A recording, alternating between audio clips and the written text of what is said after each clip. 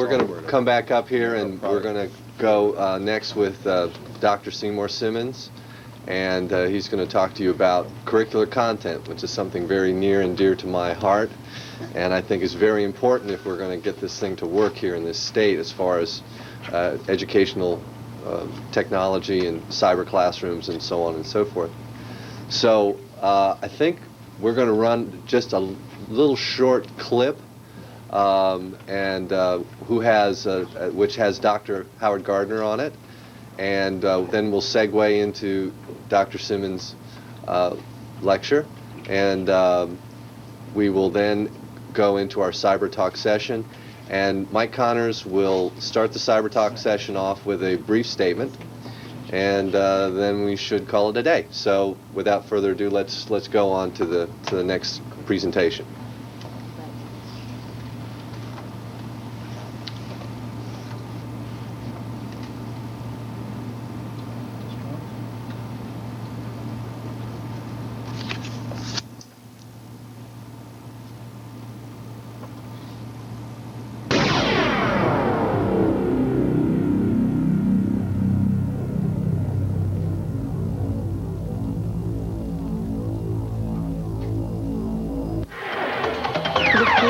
Is where we will spend the rest of our lives.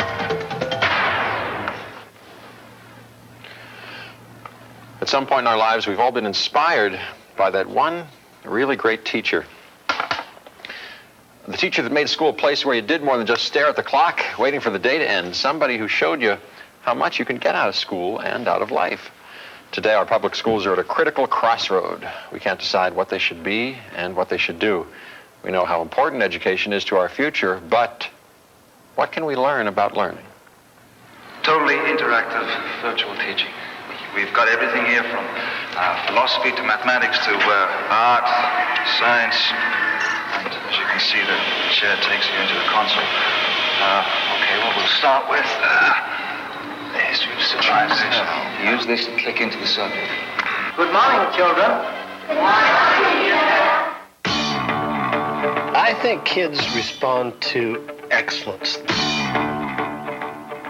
There's something in a child that wants to see a goal of how they might be as adults, how they might be excellent, exuberant, accomplished, enjoying life. American kids see that largely in athletics, and that's why they make heroes out of athletes, and that's why the mistake for teachers to condemn that. They're seeing genuine, unambiguous excellence. And they see it in musicians because they see freedom there and artistic expression, but they don't see it often enough in their classroom. Too often what they see in their classroom is a compromised individual who isn't exuberant, doesn't take pleasure in his or her life, and isn't really telling them the truth. We don't need no education. I learned absolutely nothing in a classroom. We don't need no thought control. Well, when I was at school, I was bored mostly. No dark sarcasm in the classroom.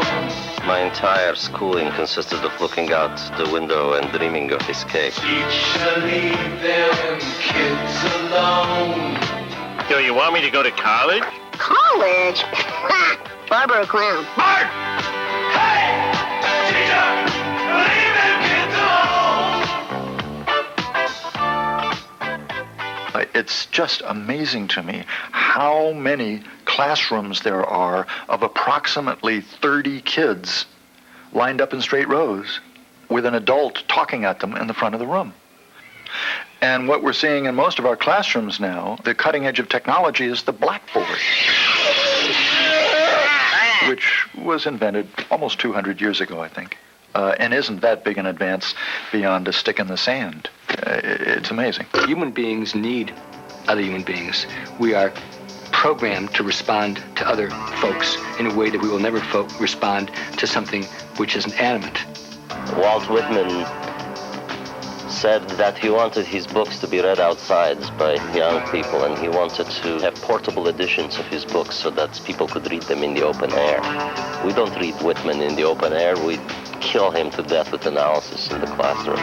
For these things to mean anything, they have to be taken back to the intentions of their creators in a certain sense. The point of education is to light up areas of the mind that are darkened, to strengthen muscles that haven't been used in the past, and to give people the tools to go on and lead a dynamic life. Not just the information to pass tests, to do things that have been done in the past, but the strength to go on and do things that haven't been done before. Public education is crucial. It's a cradle. For 12 years, we can take this human life and shape it so that it becomes a contributing member of society.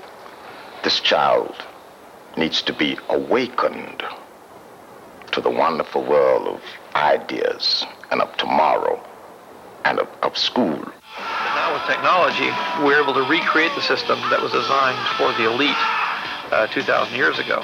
We can see the convergence of Nintendo and Sega and interactive computer graphics and learning theory and pedagogy and developmental psychology and Gardner's work on multiple intelligences. All these things are coming together like tributaries of a river. They aren't with us today, but by 1997, 1998, they're going to be here. I think the important thing is to yoke the human dimension, which I think happily will never disappear, with the best kinds of technologies, which range from the pencil to the most complex kinds of hypermedia, for growing kids to see adults whom they love and who love them use that sort of stuff productively in their work, and for kids to be, so to speak, inculcated into making use of those media themselves. The technology, it tailors the educational process to the student, meaning the student isn't necessarily learning at the same rate of speed or the exact same subject matter that everybody else in the class is learning. They're coming from a position of learning about a general topic in a lot of different ways.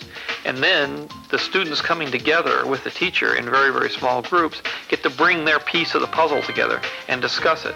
So ultimately you end up learning the whole puzzle, but you aren't focused in learning on one part of it. You're able to learn your part of the issue on your own terms. If you want to find out if you're doing justice for your mind, sit down and make up a list of how you spent your time every day.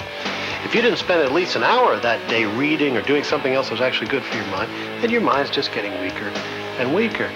And the trouble with that is, you go through life with a weakened mind, then you won't be able to do things so much. Things will happen to you, and your life becomes the life of a victim. One of the primary purposes of education is to take people out of having a victimized life, having things done to them, and to put them in the position where they're empowered and they're able to do things for themselves. We are a reasonably mindless society because we have chosen not to use our minds. We use our might, we use our money, our muscle. But to use our mind is very rare.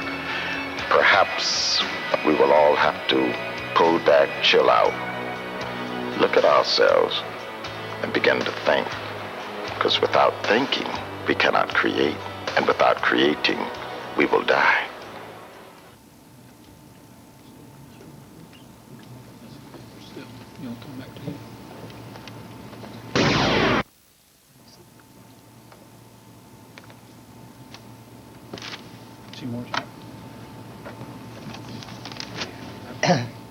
Okay, well, thank you. That video, in a sense, says it all, but I want to try to elaborate as best I can.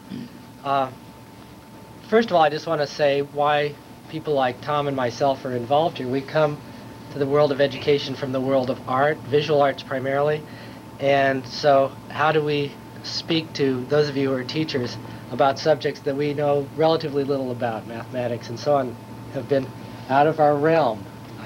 I panic when I see those equations. But like many people, I think, in the room and elsewhere, we were people that fell through the cracks when we were being educated. We didn't get the kind of education that we would have liked to in order for us to thrive in our own particular ways.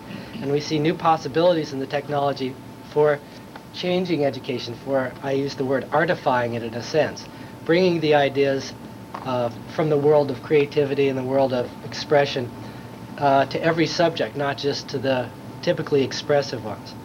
So what we'd like to do now is talk about how the technology, combined with a theory of knowledge developed by Howard Gardner, who also began his work in psychology looking at artistic processes and artistic cognition, to bear in this new educational environment. I'd like to start by saying, before I get into this, I just want to say that we know now that technology can't provide all the answers, but it is a powerful tool if it's wedded with a powerful theory of education and teachers who understand that. Okay, I want to talk about that theory of education that's guiding the Black Mountain Open Eyes project. You're all familiar with multiple intelligences, and I don't want to bore you by repeating it all, but I'd like to talk a little bit through it so that I can make certain points that I think are crucial to the theory. Let me just talk about the origins of the theory before we get into the details.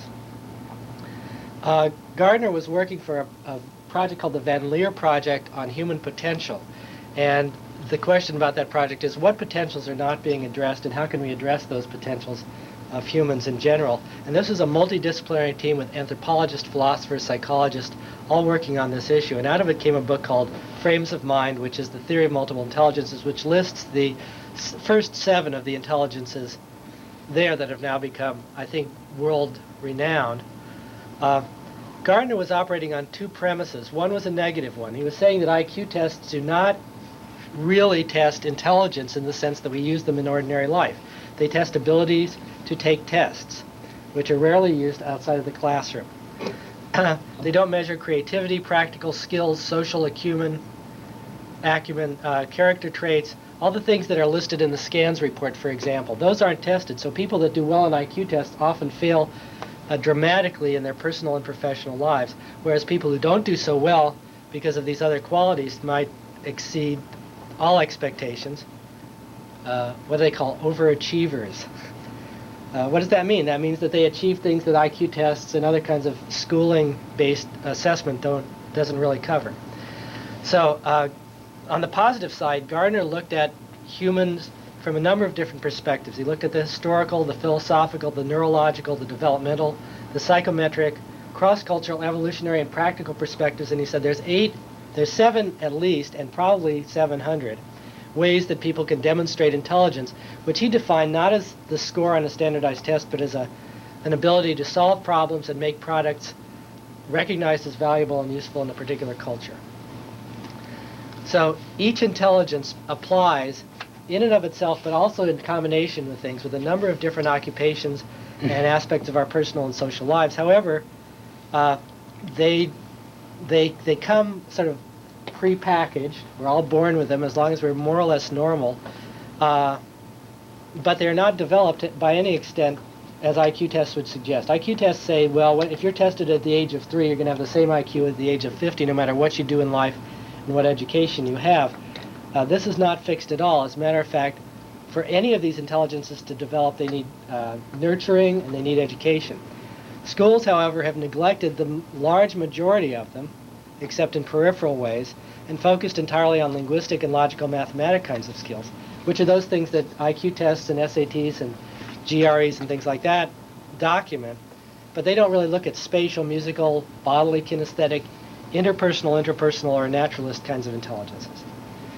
So, as a result, one, human potential is only narrowly developed, and many people who have these other kinds of intelligences, like myself, for example, do tend to fall through the cracks and are only rescued out of desperate self-efforts a lot of the time. Otherwise, they act out, they make discipline problems, they flunk out, they destroy themselves or others. It's a pretty serious situation. And education is now in a position with this kind of theory to address these. What does MI do to address these kinds of things? Well, one, it democratizes education. That is, everyone can be smart. It's not how smart are you, it's how are you smart. Now that's a powerful change in a few simple words. Now, every one of us in this room is smart in many different ways. We have all kinds of intelligences that are potentially tappable. The other thing it does is levels the playing field. Some of you are smart in linguistic and logical kinds of things, and you may have dominated for the last century. But now we have to say, yeah, you're smart in this way, but you're not so hot in these other ways. And some of these other ways are actually coming to the fore. For example, the spatial intelligence is a particularly powerful one, which is one of the reasons I'm here. In the visual imagery that is now conveying much of the education that children get, simply from the television, if not the internet or CD-ROMs. So these new kinds of intelligences are moving forward. I mean, just think about how many kids do you know that whose minds are being warped by certain kinds of music? That's information. It is informing people. It is changing them from the inside. They are becoming different kinds of people because of the information that they are getting from music. What if we tap that kind of information and use it in a positive, constructive way? So in that way, we broaden the concept of education. It includes a lot of different kinds of learners. It includes a lot of different kind of knowledge. It breaks down barriers between school and the community and so on. Next, I want to mention another thing that Gardner claims is his most powerful statement. He was talking about it in that video there. If you didn't recognize him, he's the one with the glasses. And he was saying, we cannot replace the teacher. We must maintain the human element in education. So computers alone, without the teacher, are not going to get anywhere. But if we look at the humanization of education through the inter- and intrapersonal intelligences, we see a new vision of education, which is significant to the life of society today, which is in desperate need of humanization. Feeling, caring, character development are all things that education has put in the background. If it happens, it's great, but it's not something we deal with because we're interested in giving people information. So now we can start using the CD-ROMs and so on to provide information. Well, we can work on things like interpersonal things, working with others, developing empathy, making informed moral judgments. No knowledge is judgment-free. Every bit of knowledge that we take in has some kind of a value to it. If a doctor performs a certain kind of operation, there's a moral dimension to it. Why can't we talk about that? Intrapersonal is a little bit more mysterious. It's knowing yourself. It's something that teachers and students usually try to avoid like the plague because it's a murky mass in there. But knowing ourselves enables us to, for example, stand up to peer pressure. No, I really don't want to do that. That's not good for me to do. We can set realistic goals, we can evaluate our own efforts, and we can chart a wise course for the rest of our lives. Finally, it makes education practical because it breaks down the barriers between the school and the community. It deals with things like intelligence fair assessment. For example, if I'm trying to learn something about the economy, well, I might be able to come up with a bunch of interesting economical facts, but not be able to balance my checkbook or know why certain kinds of decisions made on Wall Street or at the governmental level will affect my life dramatically. So Gardner looks at breaking down the barriers of the school and the community just like Dewey did, but we weren't really able to do that without things like, for example, the e-maid. So now technology in the classroom becomes a real possibility thanks to these ideas become possible because of the technology that's now available to us. Okay. Multiple intelligence was born in a classroom that had no technology whatsoever, but that and it could thrive in that kind of an atmosphere. But technology-rich environment seems to demand a multiple intelligence approach. For one reason, it's multimedia. It comes in a lot of different kinds of formats, and kids need to learn how to decode that kind of visual and musical information, for example. Virtual reality is almost tactile and kinesthetic, and they have to be able to decode that kind of knowledge. So multiple intelligences acknowledge that there are a lot of different symbol systems, a lot of different ways of conveying information and knowledge that kids can learn. It also admits the fact that kids have to construct their own knowledge. They can't just do it by memorization. And I'm really totally embarrassed by the fact that I have to talk to you and not work with you. I'm used to getting in there and doing projects with people. And so this is a little bit of an awkward scene. But the technology is gradually making it possible for us to interact. For example, through distance learning. You can do interactive things now. I just want to mention one project that's developed on this particular model that's developed right here in Mecklenburg County at the Davidson School District, middle school. It's developing a Gothic cathedral, and it gives you an example of the kinds of ways multiple intelligence can affect curriculum. Well, part of it is building a Gothic cathedral as a model from scratch. But in order to do that, you need to know the mathematics and the physics involved. There you're getting into the logical and the mathematical dimension. But of course, understanding the medieval cathedral means understanding the politics, the religion, the social institutions that cathedral sort of embodied in medieval society. So it brings to bear a whole lot of different kinds of intelligences. It also, of course, means a lot of different teachers have to get involved, and students may not learn a whole lot of other things, but they'll learn one thing in tremendous depth. The other thing that MI does, as I mentioned before, is it tends to maintain the humanity of the classroom, and that can often be lost in a computer-based environment. You know, if there's a whole bunch of machines that people are sitting and staring at for hours at a time and not interacting, there's a tendency to sort of disembody yourself and become increasingly narrow in your experiences. But with the MI emphasis on, for example, the interpersonal intelligence, you might see a whole bunch of kids working around one monitor, working on problems, discussing things. And this proves to be much more effective educationally. So that emphasis alone, as well as the emphasis on building other kinds of things, makes the technology fit into a human domain. And so schools that don't have a lot of money, even to afford like lots of e-mates and so on, can do very well. As a matter of fact, sometimes less is more. Okay. MI alone, you know, is a great idea. But how does it work in practice? Well, we need some kind of an organizational structure. And in fact, when I was at Project Zero, we worked on a project called Arts Propel, which focused on the integration of assessment and curriculum. The idea behind it was the Rockefeller Foundation was reading Frames of Mind and saying, all right, great, this is a great theory, but how is a college admissions counselor going to appreciate the intelligence embodied in some students' drawings or musical performance? So Gardner got into the field of authentic assessment with the Educational Testing Service, working hand in hand in the Pittsburgh Public Schools. And we looked at how assessment might be true to particular kinds of disciplines like creative writing, music, and visual arts. Not taking a pencil and paper test about what composer composed when and why and things like that, but what is actually going on in the music. Can you perform a piece of music like that, and so on.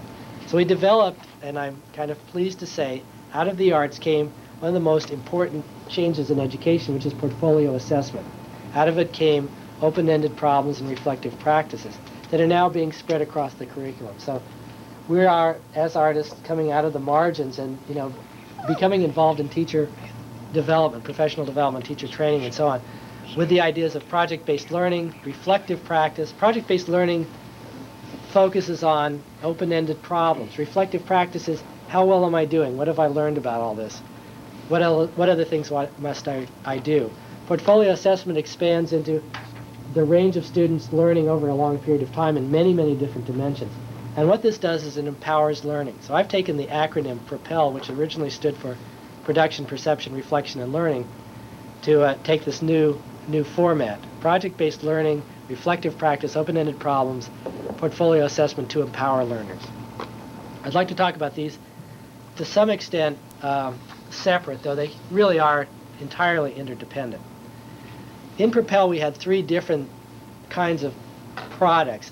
One was called a domain project, and a domain project is a project-based learning. It's focused on a real problem, a problem in the domain. It's not sort of a peripheral kind of school problem, but for example, in the visual arts, it might be the problem of self-portraiture. How do you depict yourself? What are you saying about yourself? It's open-ended because it can be taken in a lot of different ways. I could do a self-portrait and show myself looking in a mirror, or I could do my life in general. I could draw my room. You could see quite a lot about my life from that kind of perspective.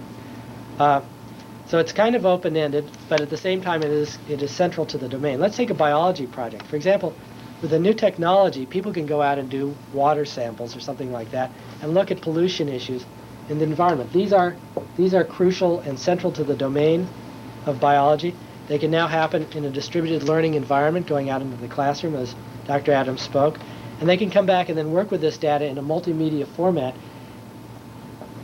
communicating it through Grant Holcomb's technology to schools and other districts all over the county, or all over the state. Okay, we have to assess that in an authentic way. We have to look at the data. Is the data true to the issues involved?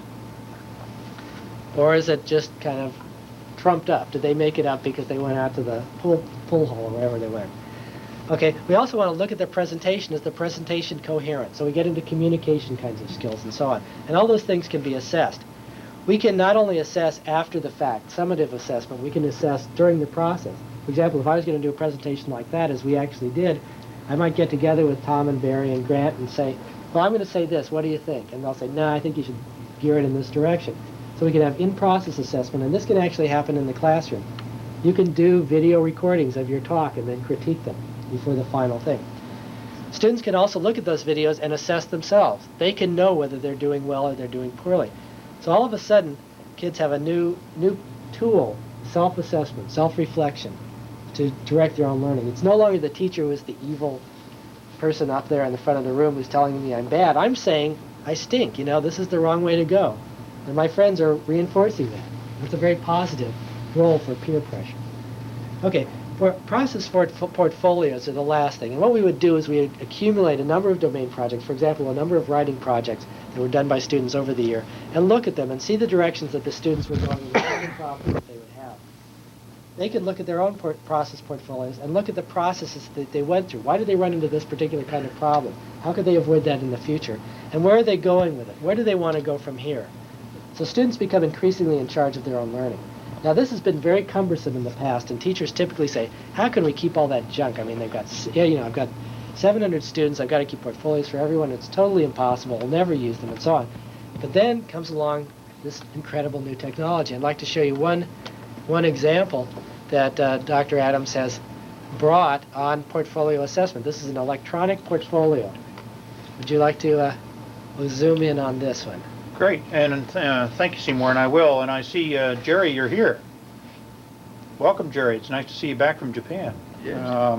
What I'm going to do is take you into a piece of software that's commercially available in K-12 schools that allows kids to go out and collect information and develop their own portfolio. It's a piece developed here by Scholastic, and I'll pull it up on the screen. While it's on a compact disc right now, it'll come up here in a second. It'll allow me to demonstrate it just a couple of students who have already collected a portfolio. Here is one who is a 12th grader. Now, I'll give you a visual walk around on the screen. The first thing that you notice that down at the bottom of the screen there's a timeline. And I literally can see the student from different points in time. Imagine if I could actually see visually represented through these icons this particular student for the last 12 years. And at any point in time, I could see an example of that student's work by just literally clicking on it. For example, if here is a letter, here's an example of poetry. So if I double click on this, it goes over and pulls up an example of this student's ability to write a poem. If I close that, I can come down and see an example of something she refers to as her worst day. Possibly an example, that was a requirement given to her by an English teacher. If I click on the right arrow, all it does is continue to advance through it. But notice carefully down here in the bottom right, this was a final paper that was turned in. The teacher has actually placed a grade and comment on it, and now has collected that so it sits inside this electronic version, and we can look at it at any time that we need to. If I need to see an example of her mathematics ability, I can pull that up and continue to scroll through this to look at her math ability in the 12th grade. Oops. And I'm using out of a program.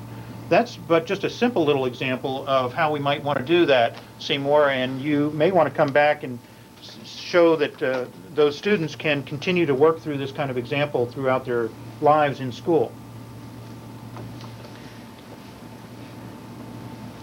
As students look through their own portfolios and track their own learning, they're taking kind of roles away from the teachers. Teachers usually had to do all this stuff. Now students can do them for themselves. They become increasingly responsible for their own learnings and their own sort of citizenship behavior and so on. Teachers' roles can also start to change now. As Grant was saying, you may not need to do so much assessment if your students are doing that. You might be able to work more closely with students. And if teachers reconceptualize their role in education in light of this technology, they might find that teaching is a very revitalizing experience for them as well as for their students. For example, no longer are they responsible for standing up there and doling out information. All that information is now available through the internet and through CD-ROMs in ways that teachers could never approximate in their lifetime. So from teachers giving out and doling out information, they can now work with students to learn how to manage that information and use it in a creative way. Teachers can become creators themselves. They can use the technology that Grant was talking about to create curriculum packages rather than relying on curriculum developers, such as we are not, incidentally, to become creators, to create curriculum packages that they can then share amongst themselves. And these packages would be much more appropriate to the needs of their particular students than anything that Princeton or Harvard or some other place might develop for them. Okay, teachers can also become collaborators with their students. They can sit down with their students and they can say, well, let's learn this together. I don't know much about this. What do you know? And they'll find that the students know quite a lot because they've been surfing the net, for example. Teachers can collaborate with other teachers that break down the barriers that teachers often feel, their isolation, by sharing curriculum and so on. And this can all be done through, for example, the video technology that Grant is developing and what's now available through Apple and other computer programs. They can collaborate with people in the community as the barriers break down between the schools and distributed learning becomes the way of going about things, as Barry showed in his chart. And they can become increasingly communicators. They can take leads in the community because education is now a community concern. It has always been, but increasingly the community has sort of turned their back on the schools and saying, well, you deal with the social problems, you deal with the drugs, you deal with the teenage pregnancy issues, and now we have to say, no, this is all our problems. We have to work together on this. So we become a community of learners once again. Okay, what we're talking about now is teachers and students being empowered to direct education in ways that were never possible before. And that all kind of can be summed up in a new model of schooling. As Barry showed in his graphic, the school and the community become one. And again, this is not a new idea. This is an idea that John Dewey was formulating 100 years ago and Jean-Jacques Rousseau formulated 300 years ago. But now it becomes possible because of the new technology. And as a matter of fact, it actually becomes necessary. Schooling cannot be the same kind of situation. Kids were bored before, now they become violent. So what we have to look at is ways that we can seize this opportunity. And I think in North Carolina, there is the potential as perhaps no other place. President Clinton, as Thomas said, has come here and challenged the state to take on this role of educational reform, and that has been supplemented by major federal funding for technologies in education.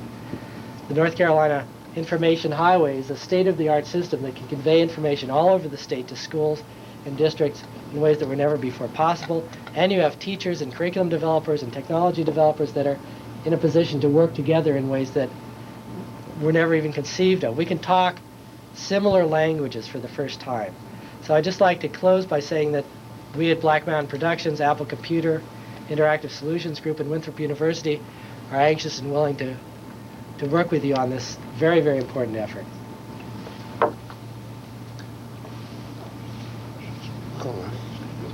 Well, we'd like to start our cyber talk here. We've got about 15 minutes, I think, before we go down, if we have any leeway. And we'll start that off with Mike Connors, and he's with Apple Computer, of course, out in Cupertino. He flew back here for this presentation, and we're very happy to have him. So, Mike, what would you like to say to start off the cyber talk? Good morning. First of all, I'm not in the marketing and sales world of Apple. I'm in research and development, and I'm responsible for worldwide quality for all Apple products. Being in the operational world, I'm dealing with decisions every day that involve using scarce resources just like you are. And so why should you be interested in anything you've heard this morning in this presentation? I think is sort of the fundamental question that you're sitting there trying to answer. First of all, what about Apple Computer? Is Apple Computer going out of business? Is it going to be around? Great technology, but why should we invest in a company that looks like it's going out of business? And let me just address that head on and tell you, unquestionably, Apple will return to profitability this year. We've just gone through an announcement of major restructuring, which will be put into place commencing next week. And we are being substantially reduced in size and scope to go back basically to our roots. We're going to refocus our efforts at our core competencies. Among them is the education market, particularly the K through 12 market. We're not a niche player in K through 12. We are a dominant player in K through 12, having more than 60% of the education market in the United States, and we intend to fight hard to keep that. Why? Because we deliver a better solution, and I'll talk about that a little bit more in a minute. Secondly, why would you care about what you've heard? You should begin to care about what you've heard this morning, because what you're really seeing is a paradigm shift becoming possible that can be applied to the state of North Carolina's education problem very, very quickly. It's not something that's 2 years away, 3 years away, 5 years away. It's something that's available today. The computers that you saw this morning delivering the demonstration are available off-the-shelf production computers that are extremely low cost. They do things today that 6 years ago cost $250,000. And if you don't believe me, get your technologists out and go back and look at it feature by feature, capability by capability, and you'll see you have in this equipment the opportunity that you've never had before. What opportunity is there? It's the opportunity to deliver quality education across the state using investments that you've already made, such as your communications backbone. It's the opportunity to have in a single solution the ability to administer content, create, content deliver, and to assess in ways that you couldn't do before, and to do it at a price point that's very, very affordable. There's been a lot of discussion about, well, isn't this technology available elsewhere? You're going to hear lots of companies tell you they can do all the things that you saw being demonstrated this morning. I would urge you to look at that very, very carefully.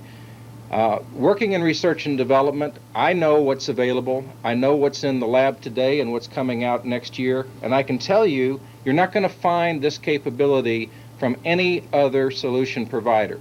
And in particular, you're not going to find it in the kind of solutions that we dominate in the K through 12 market, including all of the software that's available, all of the experience that we've had over the past 20 some odd years working in that market. And we think that the price performance of what we're delivering today is the best that we've ever had in the company. So it's not more expensive than the competition. It is technologically superior to the competition, and it represents technology that real people can use. And that's the problem you have. It's great to have technologists demonstrate all this stuff. It's another thing to have real teachers be able to use it. Apple represents ease of use better than any other company in the market.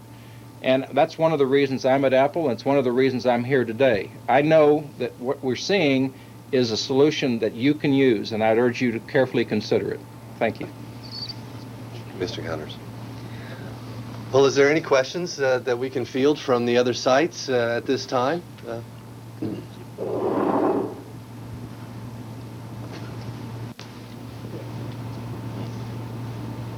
Does anyone have any idea how, I mean, first of all, thank you very much for the terrific presentation.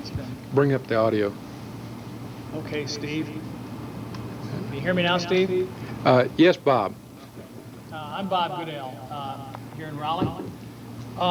The question that lurks in the back of my mind is how are we going to get this paid for? We got any examples of across the country of who's taking the leap and paying for this technology? How they do it? Mike, you got any? Well, the solutions for paying for this technology are widespread, as you all know, and they vary from local solutions, school district by school district, to more pervasive solutions that are better organized. An example is in April, all 104 presidents of all of the historical black colleges and universities in the United States will be assembling in Southern University down in Louisiana to address exactly how they're going to get aboard the information superhighway and not be left out of what is a technology imperative for their students. Speaking at that conference will be the Vice President of the United States, who brings with him a newly revised commitment from the federal level to make sure that funding gets put into place in ways that it hasn't been in the past. I know the President of the United States was recently in the state of North Carolina, challenged the state to take education leadership for the country, and I think backed up some of what he was saying to you with a renewed commitment on the part of the federal government. That said, there is probably never going to be enough money to do all of the things that you would wish to do and maybe even need to do. And that's one of the reasons why your technology choices become so terribly important today. And while it's very important, you should leverage off of what you already have and build upon the skills that your people have already developed. I think things like the eMate solution, which at the price point it's at right now, and certainly the price point it would be at volume order, answers part of that affordability question. Certainly being able to take master teachers who are really good at what they do and be able to distribute that across the state in ways that you've never been able to do before, using the kind of solutions that Grant demonstrated this morning, are ways that you can bring price performance into the classroom for the state of North Carolina in ways, again, that were not possible before. So the content creation that goes on in each and every classroom today can be magnified and amplified to take advantage of your best and the brightest. It can be taken advantage of using all of this interactivity you find in the internet, but also in a controlled way to make sure that the students are getting access to the right information and not the wrong information. So yes, funding is a very difficult issue, but also your technology choices on the funds that you do have, I think, are just as critical in this decision. Tom? Yeah. Yeah, go ahead. Yeah, part of answering your question, what Interactive Solutions Group is doing right now, we've responded to a number of advanced technology program grants. One went out last week. We have 2 more coming out in 3 weeks for a total of $14 million worth of funds requests, and we are working with a number of partners who are helping endorse and sponsor that. Interactive Solutions Group is rolling this technology out as a corporate training technology to a network of companies that have made some commitments to start buying into this immediately. What that's going to do for us is it's going to drive the cost of the solution down dramatically by getting it into corporate America. We did that intentionally because we understood we have the same problem you have. So as a company, to try to find customers that can afford the technology now. So that being said, as this rolls out, you'll see the costs drop just this year alone. Well, also too is that I was talking to some people in the state government and also in the with the U.S. Department of Education, and there is a huge grant to take educational dollars into rural disadvantaged communities throughout the United States for the purpose of purchasing educational technology. I know that North Carolina in that grant got $3.7 million, which will be split up between the designated counties in the state of North Carolina. I think each one gets about $75,000 apiece to use and with purchasing for purchasing educational technology. So I think there's a lot of those kind of things which are now going to start coming up to the forefront, especially I think with Governor Hunt leading the educational task force, and this now challenge from President Clinton for us to be one of the leaders in educational reform. I think North Carolina can generate the money they need at least to set up test sites across the state of North Carolina from those federal funds. I don't know to what extent that will go. No one does. But I mean, I think that's a very good source of funding. Tom, one thing that will help is what the cost that we've been able to drop our solution down to corporate America is less than $3,000 per communications terminal and less than $550 per month to maintain the network and the service. And with those kind of dollars and our ability to drop these prices as the network grows means that small companies that we're dealing with, 30, 40, 50-man companies, can afford a communications terminal that gives them a continuous presence of consulting and training from our partners so that they can be more responsive to GM, Ford, Chrysler, and other large corporations. So we've been forced to design something that's so cost-effective that a small company can have it. And so we're not dealing with your traditional mainframe, high-cost communications networks. We can take advantage of the networks Bell South has in place, and as more people come on board, we can share the cost and drive it even lower. I just wanted to add one thing. What we see here in this room is a unity that I don't think has ever before been possible between business community and the educational community around this technological issue. And as companies begin to increasingly recognize that education is important for their survival, for the survival of the people in the state, for the survival of the nation, I think there'll be private funds that will come available for these particular kinds of things. And again, I just want to thank everybody here for their interest in this, Bell South especially, bringing us all together. So we've got about 2 minutes, and I just would like to wrap everything up. I'd like to thank... Oh, was there a question here? Yes. The demonstration with the authoring system that I think Grant Holcomb put on was very, very impressive. And my question is, to what extent can the curriculum developed with that system? Can you use it with the eMate for the user? For example, it's going to be difficult to get the end users, the students, those kinds of units that would run a multimedia program like that. And I'm just wondering if the technology is there yet in terms of being able to take a program produced like you were demonstrating with the video clip, with the sound, with the text, and be able to play it on the eMate. Well, would you like to...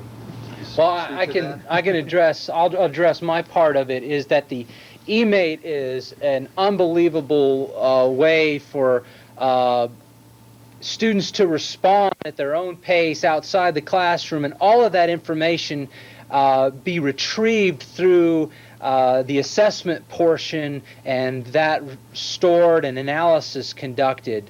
In terms of the eMate's ability to play back the digital video, no, it's not intended for that purpose. But what the eMate allows is, if you have, because the communications terminal can drive a classroom of 50, 40 students, and those students who have the eMate can see the quizzes and questions in the classroom and respond and answer through their systems, and then they could retrieve textual and black and white graphics from our content development solution and take it back with them. So it's an ideal way to expand the power of in those environments where you can't afford to put a computer in front of every student.